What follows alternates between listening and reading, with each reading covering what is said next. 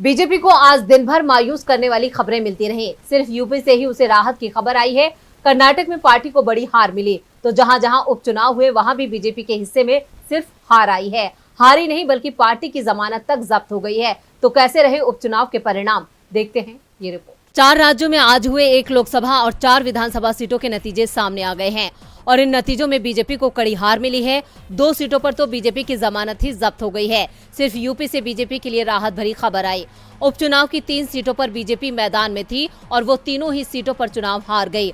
पंजाब की जालंधर लोकसभा उपचुनाव में आम आदमी पार्टी के सुशील कुमार रिंकू ने कांग्रेस के करमजीत कौर चौधरी को 58,691 वोटों के अंतर से हरा दिया। यहाँ बीजेपी उम्मीदवार चौथे नंबर पर रहा और उसकी जमानत जब्त हो गई। ओडिशा की झारसुगुड़ा विधानसभा सीट के लिए उपचुनाव में बीजू जनता दल के दीपाली दास ने बीजेपी के कंटकधर त्रिपाठी को 48,721 वोटों के अंतर से हरा दिया। मेघालय की सोइयांग विधानसभा सीट यूनाइटेड डेमोक्रेटिक पार्टी के खाते में गई है। यूडीपी उम्मीदवार श्रेयासार रॉय ने सत्ताधारी एनपीपी सामलीन को 3422 वोटों से हराया है। यहाँ बीजेपी उम्मीदवार को सिर्फ 40 वोट मिले और उसकी जमानत जब्त हो गई। यूपी की स्वार और छानबे सीट पर बीजेपी की सहयोगी अपना दल एस को जीत मिली है। अपना दल ने छानबे सीट पर कब्जा बरकरार रखा है तो स्वार सीट सपा से छीन ली है। उपचुनाव में बीजेपी खाली हाथ रही, लेकिन बीजेपी के लिए राहत यूपी निगम चुनावों से आई, जहां पार्टी ने सभी 17 निगमों में जीत हासिल कर ली। पहली बार बीजेपी ने यूपी के सभी निगमों पर जीत हासिल की है।